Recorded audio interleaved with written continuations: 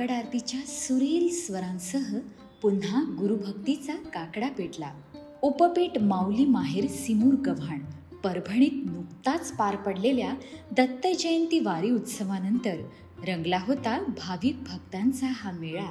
औचित्य होते अनंत श्री विभूषी जगद्गुरु रामानंदाचार्य श्री स्वामी नरेंद्राचार्यजी महाराज यांच्या समस्य मार्गदर्शन व दर्शन सोहळ्याचे, जो आयोजित करण्यात आला होता दिनांक 16 व 17 डिसेंबर 2024 रोजी.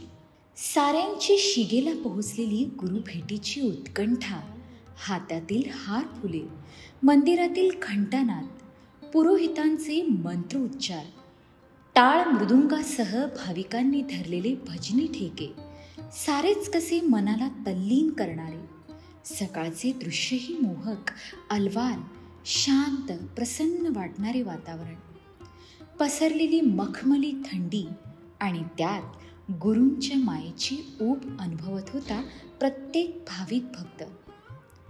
धुक्यांच्या दुलईत गुरफटून गेलेली झाडे आणि वेलीसुद्धा अनुभवत होत्या आनंद लहरींचा स्पर्श. असे आध्यात्मिक व नैसर्गिक मिलापीचे वैभव संपन्न वातावरण दिसत होते. या सोहळ्या प्रित्यर्थ तब्बल 60,000 ते 65,000 भाविकांची अलोट गर्दी उसळली होती. लांबच लांब रांगा लावून उभे असलेले भाविक परमपूज्य जगद्गुरु श्रींची डोळ्यात तेल घालून वाट पाहत होते. धूमधडाक्यात कार्यक्रमस्थळी परमपूज्य जगद्गुरु श्रींचे आगमन झाले. मुख्य प्रवेशद्वाराजवळ आरतीचे तबक घेऊन उभ्या असलेल्या माता भगिनी परमपूज्य जगद्गुरु श्रींचे औक्षण करण्यास सज्ज झाल्या. यजमानांनी परमपूज्य स्वामीजींना माल्यार्पण केले. या पश्चात मखमली पायघडीवरून परमपूज्य स्वामीजींचे संतपीठावर आगमन झाले. धर्मघोषांच्या ललकारीने दाही दिशा भारावून गेल्या होत्या.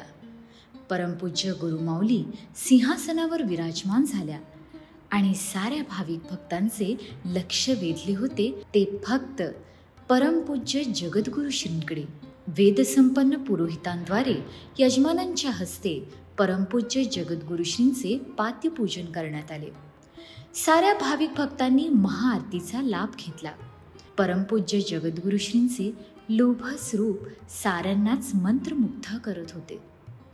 त्यानंतर साऱ्याच भाविकांना ओढ होती ते आपले परमपूज्य जगद्गुरु श्री आता आपल्याला नक्की काय बोध करणार याची. परमपूज्य स्वामीजी प्रवचन करताना म्हणाले की आयुष्यात योग्य निर्णय क्षमता फार महत्त्वाची असते.